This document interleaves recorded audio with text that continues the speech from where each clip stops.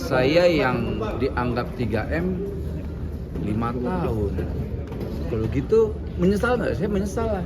Mendingan korupsi sebanyak-banyaknya. Cuma beda setahun. Kerakusan, sifat tidak pernah merasa cukup, ingin memiliki segalanya, walau harus mengorbankan orang lain. Betul-betul menyedihkan. Gaji tinggi, hidup nyaman, tunjangan tidak pernah berhenti, posisi yang terhormat. Tapi apa? Masih kurang juga. Mau apa lagi? Praktek-praktek korupsi atau perilaku-perilaku koruptif yang terjadi dibiarkan atau dimaklumi, bahkan mungkin dianggap budaya, maka itu secara langsung atau tidak langsung, disadari atau tidak disadari, akan menimbulkan kerugian bagi kita. Sudah menjadi budaya saat sudah berada di posisi pemerintahan, cakrawala, koneksi terbuka lebar di depan mata. Seseorang mulai menyelesaikan gaya hidupnya, mengikuti pendahulu-pendahulu mereka.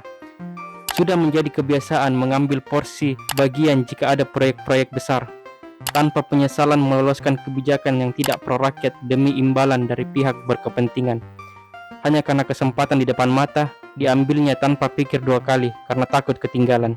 Menganggap biasa pada setiap ada kesempatan seakan-akan sudah bagian dari kehidupannya dan merasa tidak ada yang salah. Kenapa saya bilang begitu? Karena meski sudah tertangkap, hal yang pertama dia ungkapkan bukan penyesalan terhadap rakyat yang paling dirugikan, tetapi Bapak Joko Widodo atas kejadian ini. Terutamanya permohonan maaf. Pertama, saya meminta maaf pada Presiden Pak Prabowo. apakah ini masa depan negara Indonesia? Tentunya harus berhenti. Sebenarnya cara yang paling ampuh menghilangkan praktik korupsi ini itu adalah pemberlakuan hukuman mati. sudah menjadi bahasan publik di mana-mana dan sering terdengar di media berita dan sosial yang diungkapkan oleh mayoritas rakyat. Coba ambil contoh di Tiongkok. Salah satu negara yang paling tegas menghukum koruptor adalah Cina. China mengeksekusi mati seorang mantan sekretaris Komite Partai Komunis menjatuhi koruptornya dengan hukuman mati. ini dijatuhkan kepada terpidana karena terbukti terlibat korupsi.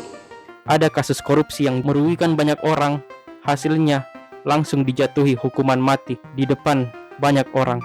Disiarkan kepada publik seakan memberikan pesan kepada yang lainnya untuk jangan bermain-main dengan uang rakyat. Efektif memberikan rasa takut kepada koruptor. Di Indonesia, narapidana korupsi biasanya memiliki kehidupan lebih nyaman dibandingkan narapidana lain. Ruang khusus di penjara dengan perlakuan spesial. Ya, tentu saja dibeli dengan uang. Wah, sempat bisa olahraga juga ya, Pak? Iya. Ini apa, Pak? Untuk jalan, Jalan, ya sepeda pasif. sepeda pasif. Ya. Ya. Dari mana uangnya? Dari korupsi atau uang rakyat. Saat keluar dari penjara, bak seperti artis. Dan yang paling absurd lagi, narapidana masih bisa kembali menjabat atau mencalonkan menjadi pemimpin. Jika kita memakai logika saat memilih pemimpin, seharusnya tidak perlu khawatir.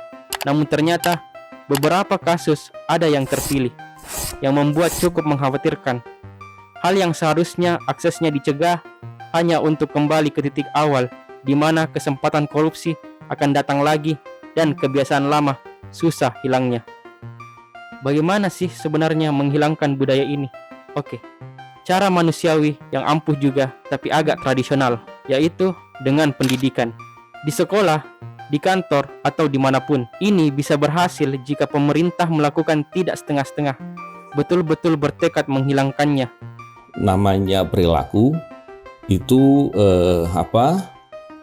mulai dari sejak kecil, sejak dini itu ada beberapa hal yang kemudian apabila dibiarkan maka semakin lama semakin menyimpang dan kemudian bisa menjadi perilaku koruptif yang ketika itu dibiarkan sampai di level tertentu itu perilakunya menjadi perbuatan korupsi nantinya. Kebiasaan dimulai dari kecil dan pergaulan. Kita harus menerima kekurangan dari negara kita, bukan malah mengabaikannya, lalu berusaha untuk memperbaikinya. Bisa dimulai dari kita, tumbuhkan rasa tanggung jawab, buat semua pelaku mendapat ganjarannya. Terus kritik, jangan diam, karena hal yang terakhir dibutuhkan adalah ketidakpedulian. Bagaimana menurutmu? Apakah Indonesia bisa mengubah budaya ini?